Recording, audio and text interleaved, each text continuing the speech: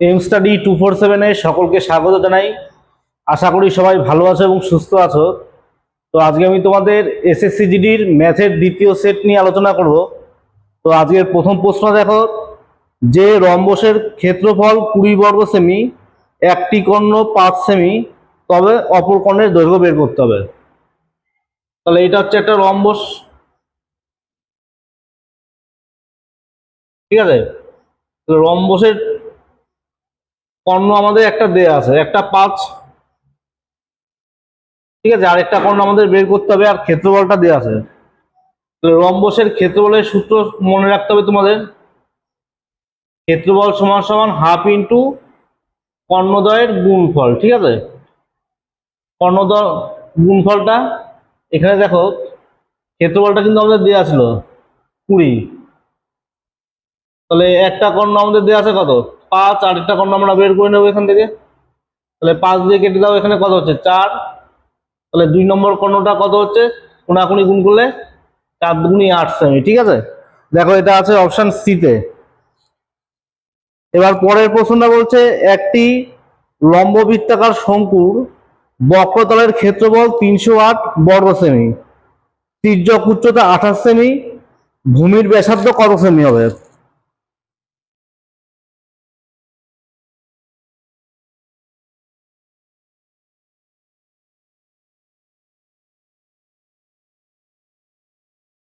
তাহলে এটা একটা শঙ্কু,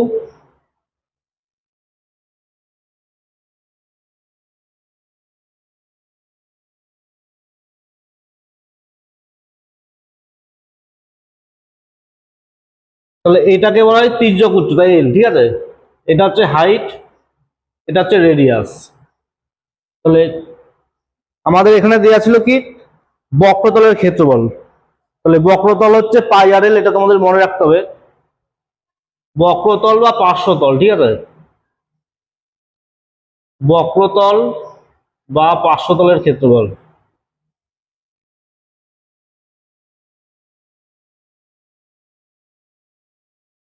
সমান সমান পাই আর এল, ঠিক আছে। এবার এখানে দেখো, এটা আমাদের দেয়া আছে পাই আর এল সমান সমান দেয়া আছে 308। তাহলে পায়ের মান 22/7 ধরবে এখানে। রেডিয়াস ব্যাসার্ধ এখানে দেখো কত আছে, তির্যক উচ্চতা দেওয়া আছে, ঠিক আছে, ব্যাসার্ধ আমাদের বের করতে হবে। তির্যক উচ্চতা হচ্ছে 28। তাহলে এখান থেকে তোমরা কেটে দাও 7 দিয়ে, তাহলে এখানে হচ্ছে 4, 22 দিয়ে কাটো, তাহলে 22 একে 22, 8 88, তাহলে এখানে কত হচ্ছে 4 22 88, তাই তো। তাহলে আর সমান সমান কত পেলাম আমরা, 14/4, মানে 7/2। 7কে 2 দিয়ে ভাগ করলে কত হবে 3.5। তাহলে এটা আছে অপশন বি তে, ঠিক আছে, বোঝা গেল। তাহলে বক্রতল বা পার্শ্বতলের ক্ষেত্রফল পাই আর এল, ঠিক আছে। তাহলে পাই আর এল হচ্ছে 308, পায়ের মান 22/7, রেডিয়াস আমরা বের করবো, এল এর মান হচ্ছে 28। তাহলে এখান থেকে ক্যালকুলেশন করলে আমাদের আসছে কত 3.5।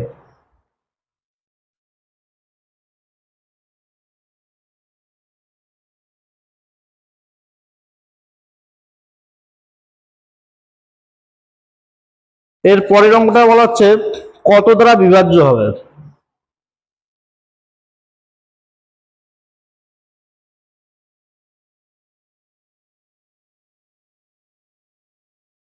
এটা কত দ্বারা বিভাজ্য, ঠিক আছে। তাহলে এখান থেকে আমরা কি করব, কমন নেব, ঠিক আছে। তাহলে এটা যদি কমন নিই, তাহলে আমাদের থাকলো কি 2 এর পাওয়ারে 0, তাহলে 2 এর পাওয়ারে 0 মানে কি 1। তাহলে 30 যদি চলে যায় আমাদের থাকবে কত 2 এর পাওয়ারে 1, 32 থেকে 30 কমন গেলে 2 এর পাওয়ারে 2 থাকবে, আর এখানে 2 এর পাওয়ারে থাকলো কত 3, ঠিক আছে। তাহলে এখানে দেখো 2 এর পাওয়ারে 1 মানে 2, 2 এর স্কয়ার হচ্ছে 4, 2 এর কিউব 8। তাহলে সব যোগ করে দাও এখানে, তাহলে যোগ করে কত হচ্ছে 8 এর 4 12, 14, 15। তাহলে এখানে দেখো অপশন সিতে কিন্তু 15 আছে, ঠিক আছে, অপশন সিতে 15 আছে। তাহলে এটা হচ্ছে 15 দ্বারা বিভাজ্য হবে।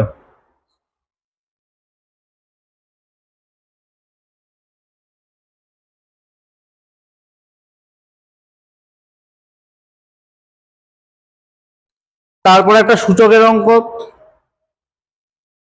তাহলে এখানে আছে 9 ইন্টু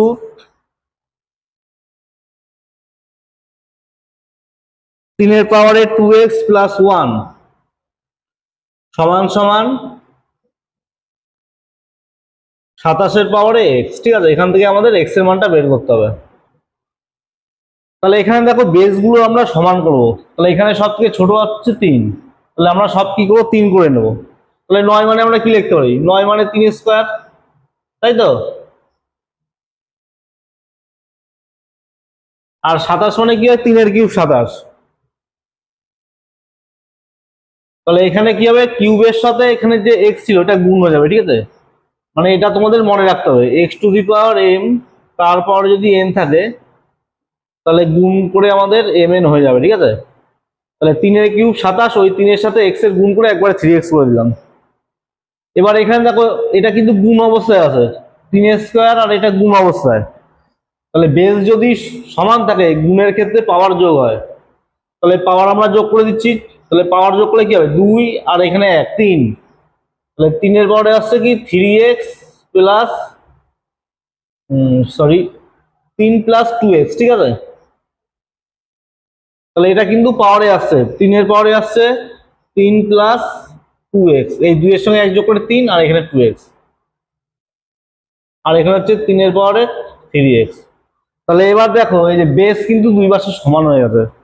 তাহলে বেস সমান হলে আমরা কি করব, বেস তুলে দিয়ে পাওয়ার সমান করে দেবো। তাহলে পাওয়ারে কি ছিল, 3 প্লাস 2x সমান সমান 3x। তার মানে এখান থেকে পরিষ্কার বোঝা যাচ্ছে x এর মান 3 হবে। ঠিক আছে, তাহলে এটা কিন্তু সঠিক উত্তর, এটা আছে অপশন সিতে। প্রথম 20টি বিজোড় স্বাভাবিক সংখ্যার গড় কত।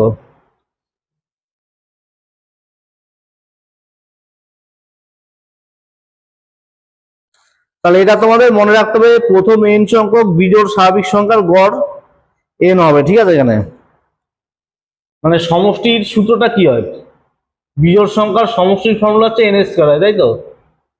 তাহলে সমষ্টিকে যদি আমরা আবার সংখ্যা দিয়ে ভাগ করি তাহলে আমরা কি পাবো, গড় পাবো। তাহলে এখানে তোমরা মনে রাখবে যেটা দেয়া থাকবে সেটাই কিন্তু উত্তর হবে।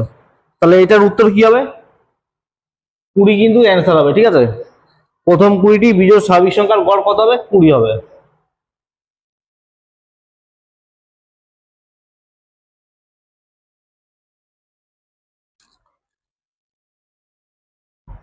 একজন পুরুষ বা 2জন মহিলা বা 3জন বালক একটি কাজ 121 দিনে করতে পারে। একজন পুরুষ, একজন মহিলা, একজন বালক মিলে এক্ষেত্রে কাজটি কত দিনে করবে। তাহলে এই অঙ্কটা আমরা দুই রকম ভাবে করতে পারি। ঠিক আছে, তাহলে একটা সিস্টেমে কি, তাহলে এখানে আমরা কি করব, যে দিনটা দেওয়া ছিল এটা উপরে লিখে দেব, আর নিচে হচ্ছে এবংকে অথবা দিয়ে ভাগ করবো। মানে এবং দিয়ে যেটা আমাদের দেওয়া ছিল, দেখো এবং দিয়ে দেওয়া আছে একজন পুরুষ, একজন মহিলা, একজন বালক, এটাকে আমরা ভাগ করবো অথবা দিয়ে। তাহলে একজন পুরুষ এবং দিয়ে, আর অথবা দিয়ে কি ছিল, একজন পুরুষ, তাহলে পুরুষের নিচে পুরুষ হবে, মহিলা একজন এবং দিয়ে, আর অথবা দিয়ে মহিলা দেওয়া ছিল 2জন, তাহলে মহিলার নিচে মহিলা বসবে। ঠিক আছে, আর একজন বালক, তাহলে বালকের নিচে বালক, 3জন বালক। তাহলে এই হচ্ছে একটা সিস্টেম। তাহলে এখান থেকে আমরা ক্যালকুলেশন করতে পারবো 121। তাহলে এখানে দেখো লসাগু কত হচ্ছে, তাহলে লসাগু হচ্ছে 6, তাই তো। তাহলে এখানে কত হচ্ছে 6, 3 দুগুণী 6, 3 দুগুণী 6, তাহলে 121, আর এখানে 6টা উপরে উঠে যাবে, আর এখানে যোগ করো 6 থেকে 9 দিয়ে 11, তাই তো। তাহলে 11 দিয়ে কাটলে আমাদের কত হচ্ছে 11, তাহলে 6 11 66। ঠিক আছে, তাহলে এটা সঠিক উত্তর হবে কিন্তু 66, অপশন সিতে আছে। বোঝা গেল। তাহলে যেটা আমাদের সময়টা দেওয়া থাকবে ওপরে এবংকে অথবা দিয়ে ভাগ। ঠিক আছে, এই যে একজন পুরুষ অথবা দিয়ে একজন পুরুষ ছিল, একজন মহিলা অথবা দিয়ে 2জন মহিলা ছিল, একজন বালক এখানে অথবা দিয়ে 3জন ছিল। ঠিক আছে,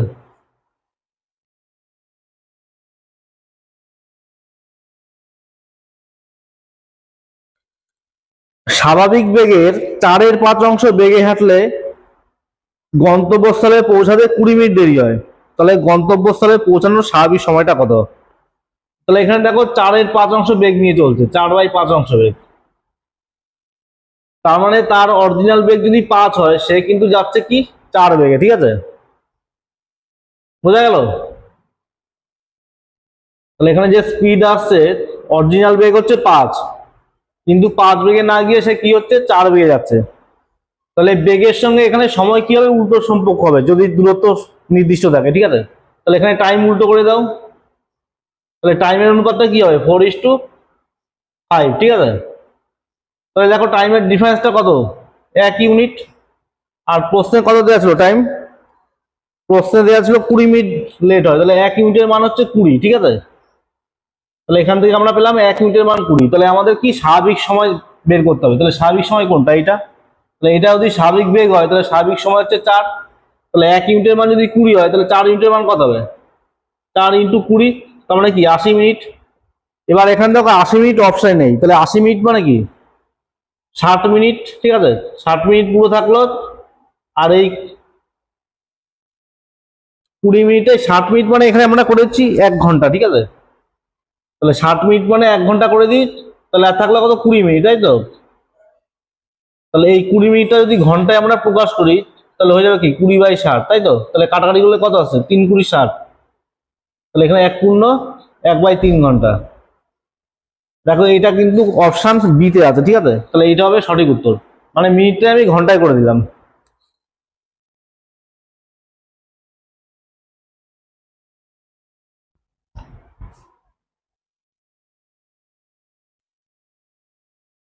দুটি ট্রেন একই বেগে পরস্পরের অভিমুখে এগিয়ে চলছে।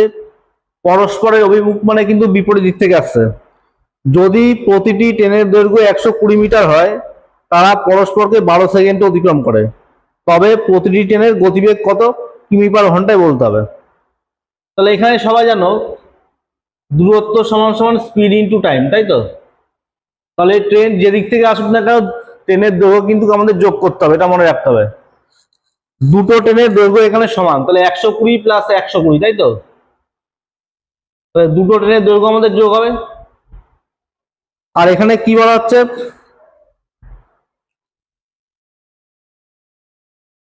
তারা পরস্পরকে 12 সেকেন্ডে অতিক্রম করে। তবে প্রতিটি ট্রেনের গতিবেগ কত হবে। এবার এখানে দেখো বেগও কিন্তু আমাদের একই দেওয়া আছে, দুটি ট্রেনের বেগ একই একদম প্রথমে দেওয়া আছে। আর প্রতিটি ট্রেনের দৈর্ঘ্য 120। তাহলে বেগ যদি একই হয়, তাহলে আমি বেগটা ধরে নিলাম x, ঠিক আছে? তাহলে বিপরীত দিক থেকে আসলে কি হয়, গতিবেগ যোগ হয়। তাহলে এইটা যদি আমরা কিলোমিটারে ধরি গতিবেগটা, তাহলে তুমি এখানে 5/18 দিয়ে গুণ করে দিতে পারো, এখন কোনো অসুবিধা নেই। তাহলে আমাদের কি মিটার/সেকেন্ডও হয়ে গেল, বা পরেও আমি মিটার/সেকেন্ডে বের করে কিলোমিটার/ঘন্টায় চেঞ্জ করতে পারি, কোনো সমস্যা নেই, ঠিক আছে? তাহলে এখানে আমাদের সময় দেওয়া ছিল কত, সময়টা দেওয়া হচ্ছে 12 সেকেন্ড। তাহলে এখান থেকে আমাদের ক্যালকুলেট করে এক্স এর মান বের করতে হবে। তাহলে এখানে হচ্ছে 240 2x × 5/18 × 12, তাই তো? তাহলে এখান থেকে কাটাকাটি করে দাও, 12 দিয়ে কাটলে 12 × 2 = 24, তাই তো? তাহলে এখান থেকে কাটো, 2 দিয়ে কাটলে 10, 5 দিয়ে কাটলে 2। তাহলে কোনাকুনি গুণ হয়ে যাচ্ছে, তাহলে আমরা এক্স এর মানটা পেয়ে যাচ্ছি। তাহলে এক্স এর মান কত হবে, 18 × 36, ঠিক আছে? তাহলে 36 কিন্তু এটার উত্তর হবে। এবার বলা হচ্ছে একটি নৌকা স্রোতের অনুকূলে একটি নির্দিষ্ট দূরত্ব 3 ঘন্টায় এবং স্রোতের প্রতিকূলে ওই দূরত্ব 9 ঘন্টায় অতিক্রম করে। স্থির জলে নৌকার বেগ 4 কিমি/ঘন্টা, তবে স্রোতের বেগ কত।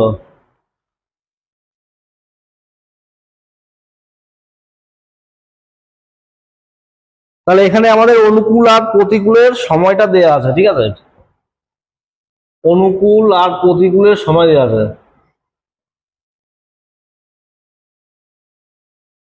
এবার এখানে দেখো টাইমের সঙ্গে স্পিড কিন্তু উল্টো হয়ে যাবে, দূরত্ব যদি একই থাকে টাইমের উল্টো স্পিড হবে, ঠিক আছে? তাহলে এখানে অনুকূলে হচ্ছে আমাদের 3, আর প্রতিকূলে কি হচ্ছে 9 দেওয়া ছিল, ঠিক আছে?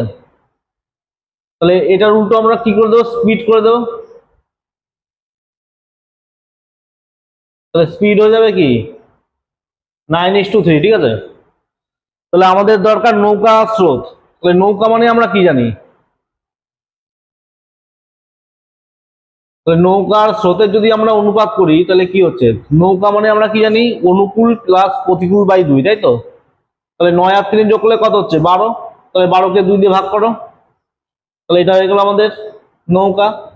আর স্রোত মানে কি অনুকূল মাইনাস প্রতিকূল বাই 2, তাহলে 9 থেকে 3 বিয়োগ করলে কত হবে 6, এটাকে 2 দিয়ে ভাগ করো, তাহলে এখান থেকে আমরা অনুপাত পেয়ে যাচ্ছি, ঠিক আছে। 6:3, এটা কেটে আরো ছোট করলে করতে পারো, তাহলে 3 দিয়ে আমরা কেটে দিই 2:1, ঠিক আছে। এবার এখানে দেখো দেওয়া ছিল আমাদের কিসের বেগ, আমাদের এখানে নৌকার বেগটা দেওয়া ছিল, তাহলে স্রোতের বেগটা বের করতে হবে। তাহলে নৌকার বেগটা কত 2 তো, তাহলে এই 2 ইউনিটের মানটা আমাদের দেওয়া ছিল কত 4, তাহলে 2 ইউনিটের মান যদি 4 হয় তাহলে 1 ইউনিটের মান কত হবে তোমরাই বলো, তাহলে 1 ইউনিটের মান কত হচ্ছে 2, তাহলে এখানে কিন্তু স্রোতের বেগটা হয়ে যাবে কি 2 কিমি পার ঘন্টা, ঠিক আছে। অপশন ডিতে আছে 2 কিমি। এবার এটা তোমরা আরো ছোট করে করলে করতে পারো, ঠিক আছে, এত না করলে হবে। যদি এরকম দেয়া থাকে তাহলে তোমরা কিন্তু আরো শর্টকাটে করতে পারো অঙ্কটা। কেমন ভাবে করতে পারো বলে দিচ্ছি। তাহলে নৌকার বেগটা বেশি হবে, ঠিক আছে, নৌকার বেগ সবসময় বেশি হয়।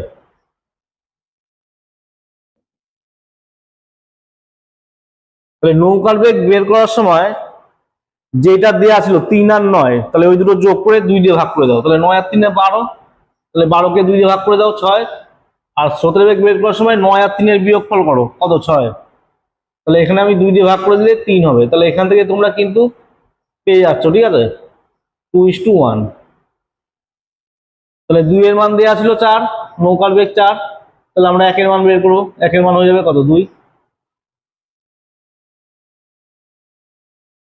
এক ব্যক্তি 15% লাভে একটি দ্রব্য বিক্রি করে কিন্তু ওজনে 20% কম দেয়, তার প্রকৃত লাভ কত।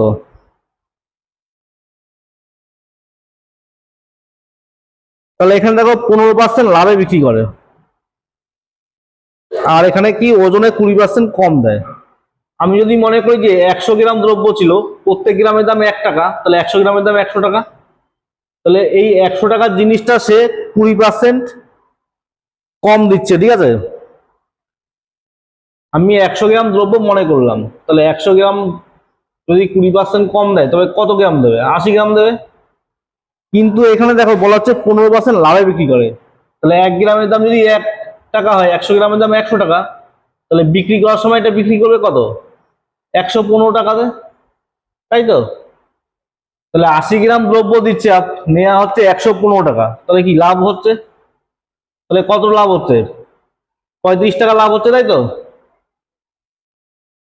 তাহলে 80 টাকার উপর 35 টাকা লাভ, তাহলে 100-এ কত, তাহলে এখান থেকে তোমরা ক্যালকুলেট করে দিতে পারো। তাহলে এখান থেকে কাটাকাটি করো, 2 দিয়ে কাটলে 4 দুগুণী 8, 5, ঠিক আছে। তাহলে 35 আর 5 গুণ করো, যা হবে তাকে 4 দিয়ে ভাগ করো, তাহলে এখানে 4 দিয়ে ভাগ করলে তোমাদের এটা আসবে অপশন বি, ঠিক আছে 43.75 হবে। এটার অ্যান্সারটা হবে 43.75, অপশন বি তে আছে, ঠিক আছে। তাহলে 100 গ্রাম মনে করলাম, তাহলে 1 গ্রামের দাম 1 টাকা, তাহলে 20% কম দিলে কি হচ্ছে এখানে 80 গ্রাম দেবে, কিন্তু 15% বেশি নিচ্ছে দামটা, তাহলে কি 115 টাকা নিচ্ছে, তাহলে 80 টাকার জিনিস সে 35 টাকা বেশি পাচ্ছে, তাহলে 100-এ কত, ব্যাস এটাই বলা হচ্ছে।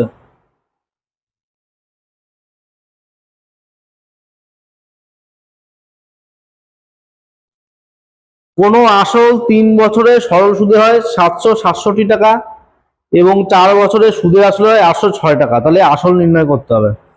তাহলে দেখো একদমই সহজ অঙ্ক। তাহলে 4 বছরে আমাদের সুদে আসলে কতটা হয় এটা আমাদের দেখতে হবে, ঠিক আছে। তাহলে 4 বছরে সুদে আসলে দেওয়া ছিল 806 টাকা, আর 3 বছরের সুদের আসলে দেওয়া ছিল 3 বছরের 767। তাহলে এটা যদি আমরা বিয়োগ করি তাহলে আমরা 1 বছরের কি পাবো, এসআই পাবো। ঠিক আছে, 1 বছরের সিম্পল ইন্টারেস্ট আমরা পেয়ে যাব। তাহলে বিয়োগ তোমরা করতে পারবে। তাহলে এখানে কত হচ্ছে, 39 টাকা, তাই তো? তাহলে 1 বছরের সুদ হচ্ছে 39 টাকা। তাহলে আমরা 4 বছর ধরে করতে পারি অথবা 3 বছর ধরে করতে পারি। 3 বছর ধরেই করবো, ছোট হবে। তাহলে 1 বছর যদি 39 টাকা সুদ হয় তাহলে 3 বছরের সুদ কত হবে তোমরা বের করে নিতে পারবে। 3 বছরের এসআই, তাহলে 39 ইন্টু 3, তাহলে 3 নং 27, 3 দিকে 117 হবে, তাই তো? তাহলে 117 টাকা হচ্ছে আমাদের 3 বছরের সুদ আসল। তাহলে আমরা যদি 3 বছরের সুদ আসল থেকে এইটা কি 767 হচ্ছে 3 বছরের সুদ আসল, তাহলে 3 বছরের সুদ আসল থেকে 3 বছরের সুদটা বাদ দিয়ে দাও, তাহলে আমরা পেয়ে যাবো কি, আসলটা পেয়ে যাবো, তাই তো? প্রিন্সিপালটা আমরা পেয়ে যাবো। তাহলে প্রিন্সিপাল পাওয়ার জন্য কি করতে হবে, 3 বছরের সুদ আসল থেকে আমরা কি করবো, 3 বছরের সুদ বিয়োগ করে দেবো। তাহলে বিয়োগ সবাই করতে পারবে। তাহলে 0,650 হবে, তাই তো? বিয়োগ করলে তাহলে এইটা হচ্ছে আমাদের আসল 650 টাকা।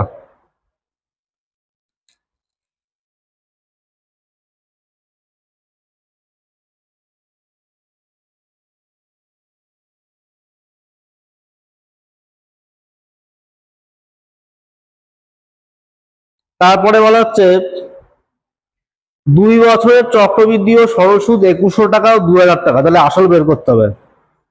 তাহলে এই জায়গাটা বুঝতে হবে যে সরল সুদ প্রথম বছর হচ্ছে আমাদের 1000 টাকা হবে, কারণ 2 বছরে আমাদের 2000 টাকা হচ্ছে। তাহলে এসআইটা কি হচ্ছে আমাদের, প্রথম বছরে 1000 টাকা হবে, আর যদি আমরা দ্বিতীয় বছর বের করি সেখানেও এসআই আমাদের 1000 হচ্ছে।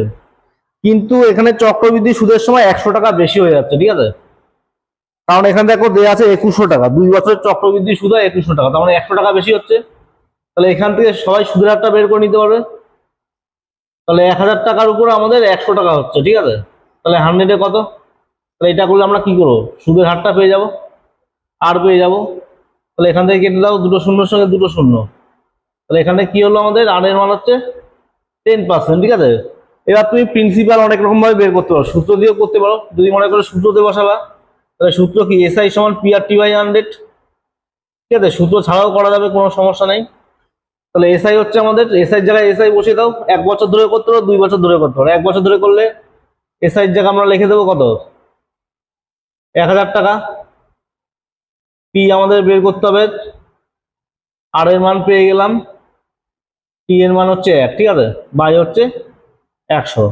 তাহলে এখান থেকে শূন্য কেটে যাবে, তাহলে এটার সঙ্গে এটা কি কোনাকুনি গুণ হয়ে যাচ্ছে, তাই তো? তাহলে কোনাকুনি গুণ হলে আমরা কি পি এর মানটা পেয়ে যাচ্ছি। তাহলে পি এর মানটা কত হবে,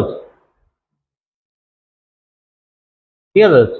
তাহলে পি এর মানটা হবে এইটা 10,000 টাকা। ঠিক আছে, বোঝা গেল তো? তাহলে 2 বছরের সরল সুদ হচ্ছে আমাদের 2000, তাহলে প্রথম বছরে 1000, দ্বিতীয় বছরে 1000। কিন্তু চক্রবৃদ্ধি সুদ 2100 কেন হচ্ছে, এই যে 100 টাকা বেশি আমাদের সুদ হচ্ছে। তাহলে 1000 টাকার উপর 100 টাকা, তাহলে 100-এ কত, 10% পেয়ে গেলাম।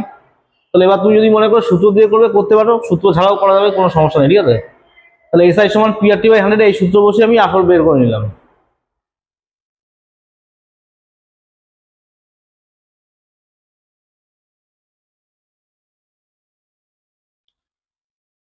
ছত্রিশ সেমি ব্যাস ও 12 সেমি উচ্চতার একটি নিরেট শঙ্কু গলিয়ে 3 সেমি ব্যাসার্ধ বিশিষ্ট কয়টি নিরেট গোলক তৈরি করা যাবে? তাহলে যখনই গলিয়ে তৈরি করা হবে তার মানে এদের আয়তনকে আয়তন দিয়ে ভাগ করতে হবে। ঠিক আছে, তাহলে এখানে আমাদের শঙ্কুর আয়তন জানতে হবে। তাহলে শঙ্কুর আয়তন কি, 1/3 পাই আর স্কয়ার এইচ, তাই তো? শঙ্কুর আয়তন হচ্ছে 1/3 পাই আর স্কয়ার এইচ। তাহলে শঙ্কুর আয়তনকে আমরা কি করব, গোলকের আয়তন দিয়ে ভাগ করব। তাহলে গোলকের আয়তনটাও আমরা জানি 4/3 পাই আর কিউব, তাই তো? তাহলে এবার এখানে দেখো, এখানে তোমরা পাই আর পাই কেটে দিতে পারো, এই দিনের সঙ্গে এই দিন কেটে দিতে পারো, কোনো সমস্যা নেই।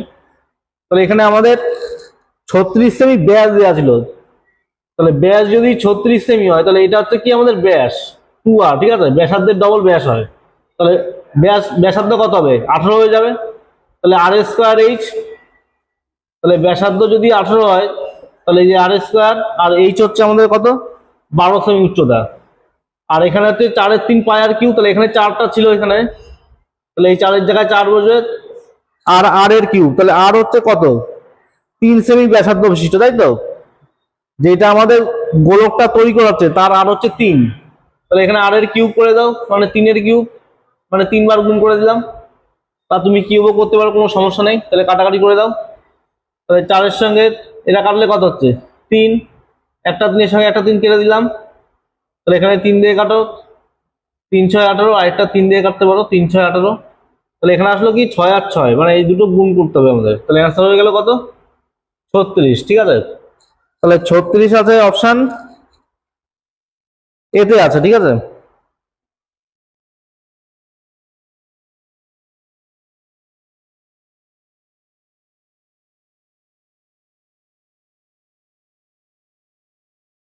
একটি লম্ববৃত্তাকার চোঙের ব্যাস হচ্ছে 14 সেমি, উচ্চতা 25 সেমি, সমতলের ক্ষেত্রফল বের করতে হবে। তাহলে চোঙ, তাহলে এটা হচ্ছে চোঙ। ঠিক আছে, তাহলে চোঙের আমাদের ব্যাস দেওয়া আছে, উচ্চতা দেওয়া আছে, সমতলের ক্ষেত্রফল বের করতে হবে। চোঙের পার্শ্বতল কি হয়, ঠিক আছে, কার্ভ সারফেস এরিয়া যেটা, সেটা হয় এই যে পরিধি ইন্টু উচ্চতা। তাহলে পরিধি মানে কি 2 পাই আর,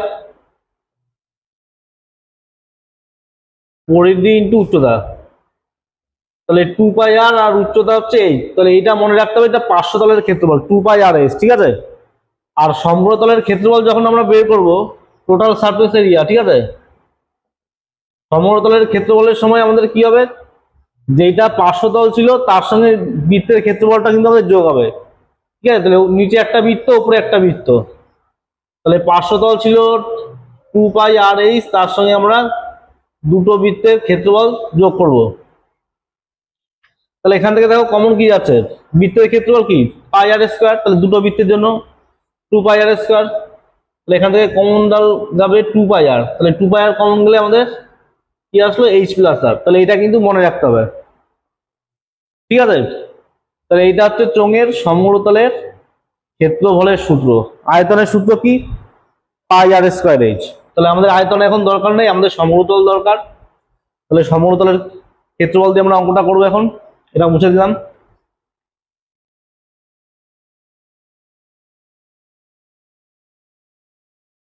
তাহলে আমাদের লাগবে সমতল, তাই তো, টোটাল সারফেস এরিয়া।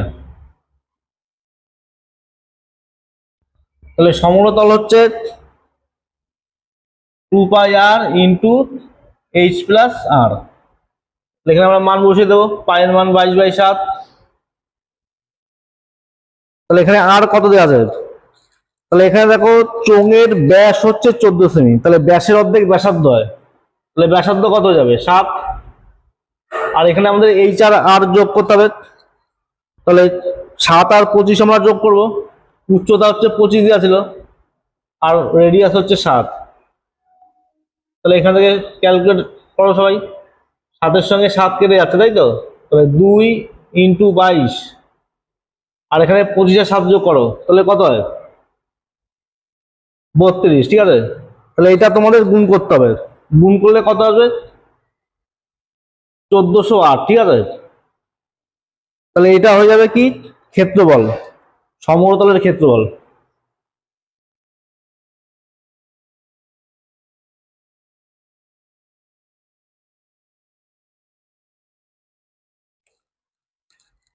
তারপরে 3টি সংখ্যার অনুপাত দেওয়া আছে 1/2:2/3:3/4, বৃহত্তম সংখ্যা ও ক্ষুদ্রতম সংখ্যার পার্থক্য 33 হলে তাদের গসাগু কত। সুন্দর একটা অঙ্ক। তাহলে এখানে দেখো অনুপাতগুলো কি দেওয়া ছিল, 1/2, 2/3 আর হচ্ছে 3/4। তাহলে আমরা প্রথমে কি করব, এই নিচের 2 3 4 আমরা তুলে দেবো, এটা তোলার জন্য আমাদের কি করতে হবে, 2 3 4 এর এলসিএম দিয়ে গুণ করতে হবে। তাহলে এদের এলসিএম কত হয় 12, তাই তো, তাহলে এখানে যদি আমরা 12 দিয়ে গুণ করি, তাহলে এখানে কেটে যাচ্ছে, হয়ে গেল 6, তাহলে এখানে যদি আমরা 12 দিয়ে গুণ করি, তাহলে 3 4 12, তাই তো, 4 দুগুণী হয়ে যাবে কত 8, আর এখানে যদি 12 দিয়ে গুণ করি তাহলে এটা হয়ে যাচ্ছে কত, 9। ঠিক আছে, তাহলে এই তিনটে হচ্ছে আমাদের সংখ্যার অনুপাত পেয়ে গেলাম। তাহলে এখানে যদি মনে করো তোমরা এক্স ধরবা, তাহলে সংখ্যাটা কি হচ্ছে 6x 8x আর 9x। ঠিক আছে, তাহলে 6x 8x 9x এর এইচসিএফ কত হবে, গসাগু কত হবে? নিশ্চয়ই এটা গসাগু এক্স হবে, তাই তো? তাহলে এক্স দিয়ে তো আমরা সবাইকে সবকটাকে ভাগ করতে পারবো, এক্স না ধরলেও হতো। ঠিক আছে, দেখ আমি বোঝানোর জন্য এক্স ধরলাম। তাহলে 6x 8x 9x এই তিনটে হচ্ছে আমাদের সংখ্যা। তাহলে এদের এইচসিএফ কত হবে? সবকটাকে আমরা এক্স দিয়ে ভাগ করতে পারছি, তার মানে এক্স হচ্ছে আমাদের কি গসাগু। ঠিক আছে, তাহলে এবার প্রশ্নে কি বলা হচ্ছে, বৃহত্তম ক্ষুদ্রতম সংখ্যার পার্থক্য। তাহলে এখানে দেখো বৃহত্তম কোনটা, বৃহত্তম হচ্ছে 9x আর ক্ষুদ্রতম হচ্ছে 6x। তাহলে 9x আর 6x যদি আমরা বিয়োগ করি তাহলে কত হচ্ছে 3x। তাহলে 3x এর মানটাই তো আমাদের দেওয়া ছিল, 3x এর মান হচ্ছে 33। তাহলে x এর মান কত হবে বলো, 11। তাহলে এইচসিএফ তো 11 ছিল আমাদের, মানে x ছিল। তাহলে এটার উত্তর কি হবে আমাদের 11। ঠিক আছে, তাহলে 11 আছে অপশন বি তে।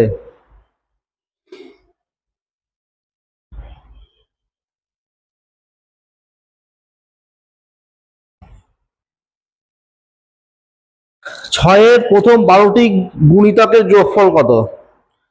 তাহলে এখানে দেখো 6 যদি আমরা গুণিতকগুলি নিই, এগুলো কিন্তু আগে সব ক্রমিক সংখ্যা, আর ক্রমিক সংখ্যা আসলে কি হয় দেখো আমি একটু ভালোভাবে দেখাই। যদি আমরা ক্রমিক সংখ্যা নিই যাদের মধ্যে ডিফারেন্স সমান থাকে তাদের আমরা বলি ক্রমিক সংখ্যা। ঠিক আছে, তাহলে 1 2 3 4 5 হচ্ছে ক্রমিক সংখ্যা। তাহলে ক্রমিক সংখ্যার গড় বের করার সময় আমরা তিন রকম ভাবে করতে পারি। যেমন 2 5 থেকে আমরা বাদ দিলাম, তাহলে মাঝখানে গিয়ে বলতে থাকবো 3, তাহলে এইটা হয় গড়। আরেকটা কি হতে পারে, প্রথমের 1 আর শেষের 5 যোগ করে দাও, তাহলে প্রথমের 1 শেষের 5 যোগ করে যদি 2 দিয়ে ভাগ করো তাও দেখো 3 আসছে। তাহলে এইভাবে কিন্তু আমরা গড় বের করতে পারি ক্রমিক সংখ্যা থাকলে। ঠিক আছে, তাহলে আমরা যদি 6-এর গুণিতক গুলো নিই তাহলে এটা তো ক্রমিক সংখ্যায় আসবে। দেখো 6 1 কে 6, 6 2 12, 3 6 18। ক্রমিক সংখ্যা কাদের বলে, যাদের মধ্যে ডিফারেন্স সমান থাকে তারা এই ক্রমিক সংখ্যা। ঠিক আছে, তাহলে আমরা কি করব, এইরকম লিখে তো আমাদের টাইম নষ্ট করলে হবে না। তাহলে আমরা কি করব, প্রথমটা নেব। ঠিক আছে, তাহলে 6-এর প্রথম গুণিতক 6, আর 6-এর 12 নম্বর গুণিতক 6 12 72 হবে। তাহলে এই প্রথমেরটা শেষেরটা কে আমরা যদি 2 দিয়ে ভাগ করে দিই তাহলে আমরা পেয়ে যাব কি গড়, তাই তো? তাহলে এখানে আমরা পেয়ে গেলাম কি গড়, এটা হয়ে গেল আমাদের গড়। তাহলে গড়ের সঙ্গে যদি আমরা সংখ্যা গুণ করে দিই তাহলে আমরা মোট পেয়ে যাব। তাহলে আমাদের কতগুলো সংখ্যা ছিল, 12টা সংখ্যা ছিল, তাই তো? তাহলে গড়ের সঙ্গে আমরা সংখ্যা গুণ করে দেবো, তাহলে 78/2 এর সঙ্গে আমরা কি করবো সংখ্যা গুণ করে দেবো, তাহলে আমরা পেয়ে যাবো কি মোট। ঠিক আছে, মানে সমষ্টিটা পেয়ে যাবো, যোগফলটা, এটা সমষ্টি পেয়ে যাবো। তাহলে এখান থেকে সবাই গুণ করে নিতে পারবে। 78 গুণ 6 করলে কত হবে, সবাই গুণ করে নেবে। ঠিক আছে, এটা হবে 648 গুণ করলে যত সম্ভব। না 600 গুণ করে দেখি 6, হ্যাঁ এটা হবে 600, আরো কম হবে। ঠিক আছে, এই দেখো 6 8 48 8 হাতে 4, তাই তো? তাহলে 6 7 42, 42 আর 4 কত হচ্ছে বলো? তাহলে এটা কিন্তু আমাদের উত্তর হবে 468। ঠিক আছে, এটা অপশন সি তে আছে। তাহলে এই এক সিস্টেমে বের করতে পারি। দেখো এটাই হচ্ছে সব থেকে ভালো হয়, এইভাবে আমরা গড় বের করে নেবো, গড়কে সংখ্যা দিয়ে গুণ করে তাহলে আমরা সমষ্টি পেয়ে যাবো। আর যদি মনে করো তোমরা সূত্র দিয়ে করবে সে একই ব্যাপার। ঠিক আছে, সূত্র দিয়ে করলেও সে একই ব্যাপার হবে। সূত্রটা কি n/2 into a plus l। ঠিক আছে, এই হচ্ছে ফর্মুলা। তাহলে দেখো এই যে n/2, n মানে কি 12টা সংখ্যা, এই যে 2, তাহলে 2টা হচ্ছে এই যে সেই 2। ঠিক আছে, আর প্রথম সংখ্যা হচ্ছে a, তাহলে 6 হচ্ছে a, আর শেষ সংখ্যা হচ্ছে আমাদের l, তাহলে এই যে 72। মানে এইটাও যা জিনিস এটাও তার জিনিস। ঠিক আছে, যদি তোমরা মনে করো সূত্র মুখস্থ করো, আর যদি মনে করো এইভাবে করবা করো, কোনো সমস্যা নেই, দুটোই একই ব্যাপার।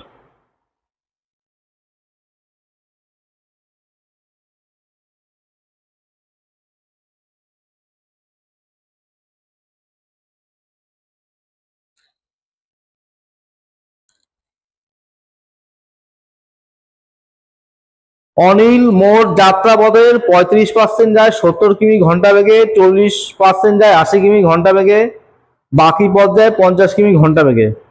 সমগ্র যাত্রাপথে তার গড় গতিবেগ কত? খুব ভালো একটা অঙ্ক। তাহলে গড় গতিবেগের অঙ্ক প্রতিবারই কিন্তু জিডির পরীক্ষায় আসে। তাহলে গড় গতিবেগ মানে তোমাদের মনে রাখতে হবে মোট দূরত্ব বাই মোট সময়। ঠিক আছে, এটা মনে রাখবে, গড় গতিবেগ মানে হচ্ছে মোট দূরত্ব বাই মোট সময়, মোট দূরত্ব বাই মোট সময়। ঠিক আছে, তাহলে এখানে দেখো মোট দূরত্ব কত, তাহলে পার্সেন্টেজে দেওয়া আছে মানে তাহলে মোট দূরত্ব আমাদের হয়ে যাবে কি 100%। ঠিক আছে, তাহলে 100 হচ্ছে মোট দূরত্ব। তাহলে এবার সময় কিন্তু আমাদের দেয়া নেই, কিন্তু আমরা কি জানি, ডিস্টেন্স সমান স্পিড ইনটু টাইম, তাই তো, এটা আমরা জানি। তাহলে যদি দূরত্বকে আমরা, আমাদের দরকার কি সময়, স্পিড দিয়ে ভাগ করে দিই, তাহলে আমরা কি টাইম পেয়ে যাব। তাহলে প্রথম দূরত্ব কত ছিল, প্রথম হচ্ছে 35%, এটা দূরত্ব কত কিমি বেগে যায়, 70 কিমি যায়, তাহলে 70 দিয়ে ভাগ করে দেবো। তারপর হচ্ছে 40% দূরত্ব 80 কিমি বেগে যায়, 80 দিয়ে ভাগ করবো, তাহলে বাকি আর কত থাকলো, 40 আর 30 75 হয়ে যাচ্ছে, তাহলে আমাদের থাকলো আর 25% দূরত্ব, তাই তো। তাহলে এইটা যাচ্ছে কি 50 কিমি বেগে। তাহলে আমরা পেয়ে গেলাম মোট দূরত্ব বাই মোট সময়। তাহলে এবার ভাগ করে দাও, তাহলে উপরে 100 যেমন ছিল থাকবে, তাহলে এখানে কি আসলো, ভাগ করলে 1/2, তাই তো।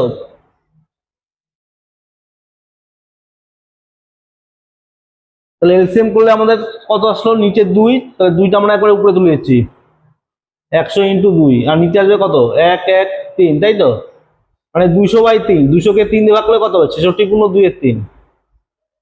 ঠিক আছে, তাহলে এটার উত্তর অপশন বি তে 66/2-3 হবে গড় গতিবেগ। তাহলে গড় গতি মানে মোট দূরত্ব বাই মোট সময়, এটা কিন্তু মনে রাখবে। ঠিক আছে, তাহলে 100% হচ্ছে টোটাল আমাদের দূরত্ব, 35% যায় 70 কিমি বেগে, তাহলে দূরত্বকে আমরা ভাগ করে দিলাম বেগ দিয়ে, সময় পেয়ে যাব। 40% যায় 80 কিমি বেগে, সময় পেয়ে যাচ্ছি। বাকিটা যায় আমাদের 50 কিমি বেগে, সময় পেয়ে যাচ্ছি। তাহলে মোট দূরত্বকে মোট সময় দিয়ে ভাগ করবো, আমরা গড় গতিবেগ পেয়ে যাবো।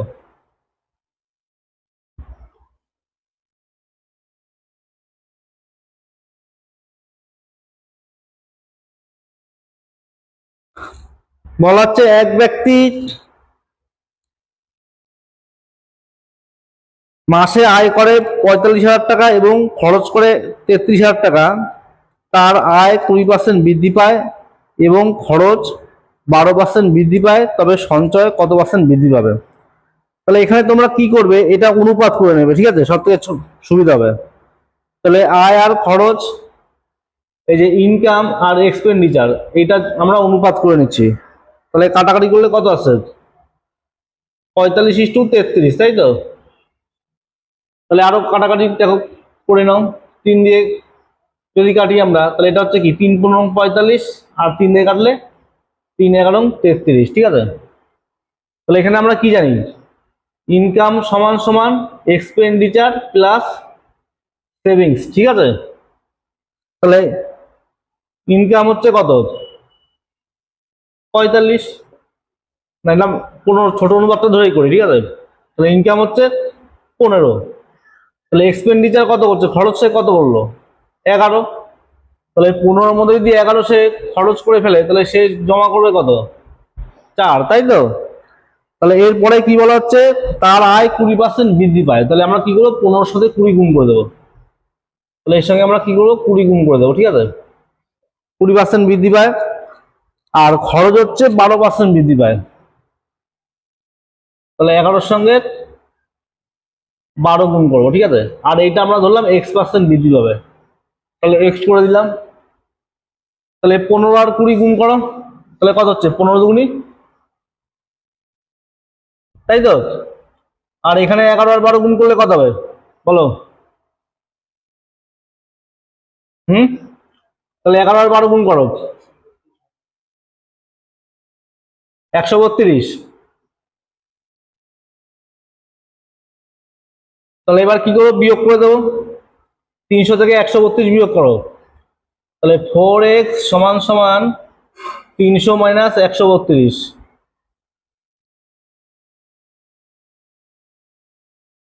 তাহলে আমাদের বের করতে হবে কি, এক্স এর মান। তাহলে এক্স এর মান বের করার জন্য কি করতে হবে, তাহলে বিয়োগ করবো, 300 থেকে 132 সবাই বিয়োগ করতে পারবে। ঠিক আছে, তাহলে এখানে কত হচ্ছে, 8, তাই তো। তাহলে এখানে 4 6, তাহলে এখানে কত হবে, 1, তাই তো। তাহলে 168-কে ভাগ করতে হবে 4 দিয়ে, তাহলে 4 দিয়ে সবাই ভাগ করতে পারবে। তাহলে 4 4 16, তাই তো, আর 4 দুগুনি 8, তাহলে এখানে কত আসলো? 42%, ঠিক আছে। তাহলে 42%,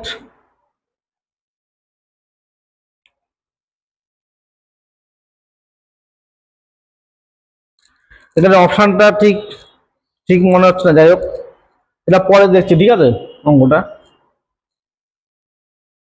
অপশনে 42% নেই, তো আমি একবার দেখি, চেক করে দেখি। 15, 15 দুগুনি 30, 3 15, 15 দুগুনি 30, 300, 10 বড় 120, 32, 4x,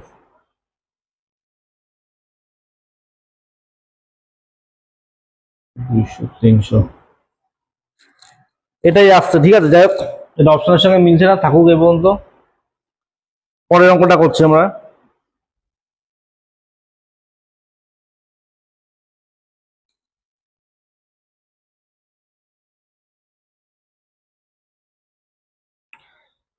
মাতা ও কন্যার বর্তমান বয়সের অনুপাত 7:1। যদি 5 বছর পর তাদের অনুপাত 4:1 হয়, তবে তাদের বর্তমান বয়সের পার্থক্য কত? ঠিক আছে, তাহলে বর্তমান যেটা আছে সেটা হচ্ছে 7:1, আর 5 বছর পর হচ্ছে 4:1, ঠিক আছে। তাহলে এখানে দেখো ডিফারেন্সটা এইভাবে আলাদা হচ্ছে, তাহলে এইরকম যদি ডিফারেন্স আলাদা হয় তাহলে এইভাবে তোমরা দেখো কত হচ্ছে। 7 আর 1-এর মধ্যে ডিফারেন্স হচ্ছে 6, আর 4 আর 1-এর মধ্যে ডিফারেন্স হচ্ছে 3, ঠিক আছে। তাহলে 3 দিয়ে উপরের টাকায় গুণ করবো, তাহলে কত হচ্ছে? 3 7 21, 3 1 3, আর উপরের 6 দিয়ে নিচের এটা গুণ করবো, 4 6 24, 6 দিয়ে গুণ করলে 6 1 6। তাহলে এটা হয়ে গেল কি আমাদের সঠিক, ঠিক আছে, অনুপাত। তাহলে এবার তোমরা ডিফারেন্সটা চেক করো, দেখো দুই পাশ থেকেই কি হচ্ছে 3, ঠিক আছে। দুই পাশ থেকে ডিফারেন্সটা আমাদের সমান হয়ে গেলো 3 ইউনিট। তাহলে এই 3 ইউনিটের মানটাই কিন্তু আমাদের দেওয়া ছিল কত বছর? 5 বছর। তাহলে 1 ইউনিটের মান কত হবে? 5/3 বছর। এবার প্রশ্নে কি দেওয়া ছিল? বর্তমানে বয়সের পার্থক্য কত? তাহলে বর্তমান বয়স দেখো এখানে একজনের 21 আর একজনের 3, তাহলে কত হচ্ছে? পার্থক্য 18, তাই তো। তাহলে 1 ইউনিটের মান যদি 5/3 হয়, তাহলে আমাদের বের করতে হবে 18 ইউনিটের মান কত। তাহলে 18 ইন্টু 5/3, তাহলে গুণ করলে কত হচ্ছে? 30 বছর। তাহলে এটা হচ্ছে অপশন এতে আছে, ঠিক আছে।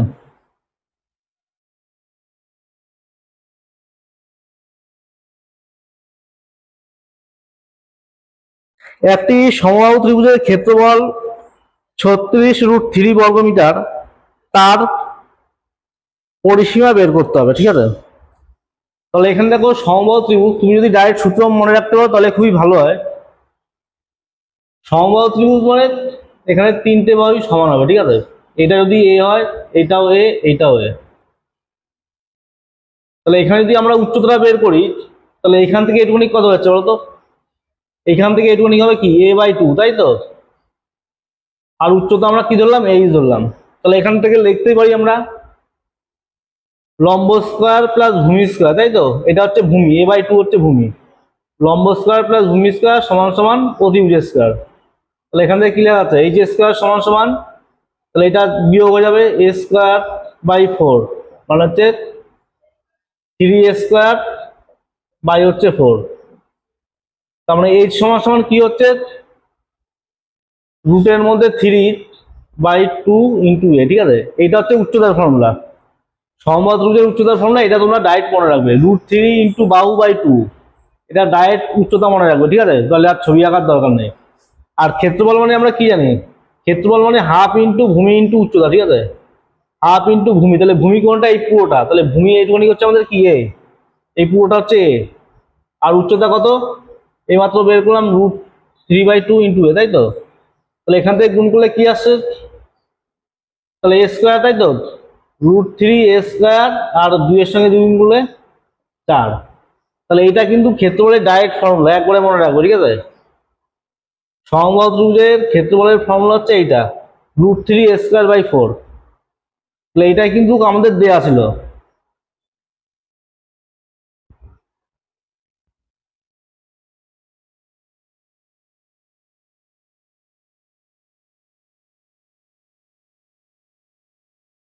তাহলে √3 a²/4 এইটা সমান সমান দেওয়া ছিল 36√3, তাই তো? 36√3, তাহলে √3 সঙ্গে √3 ক্যান্সেল, তাহলে a² সমান সমান কি হচ্ছে 36×4, তাই তো? কোনাকুনি গুণ হয়ে যাবে, তাহলে a মানে কি হবে √36×4, তাহলে 36 মানে 6, 4 মানে √এর থেকে বেরোলে 2, তাই তো? তাহলে এখান থেকে কত বেরোলো 12। তাহলে আমরা প্রত্যেকটা বাহুর মান পেয়ে গেলাম। তাহলে আমাদের বের করতে হবে পরিসীমা। পরিসীমা মানে কি, ত্রিভুজের 3টে বাহু যোগ করতে হবে।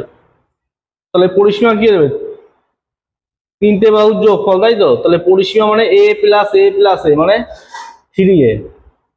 তাহলে এর মানটা আমরা কত বের করলাম 12, তাহলে 3 12 কত হয়ে যাবে 36, ঠিক আছে? তাহলে এখানে 36 হচ্ছে সঠিক উত্তর, অপশন সিতে আছে। তো যদি ভিডিওটা ভালো লাগে অবশ্যই লাইক করবে এবং চ্যানেলটি কিন্তু অবশ্যই সাবস্ক্রাইব করে দেবে।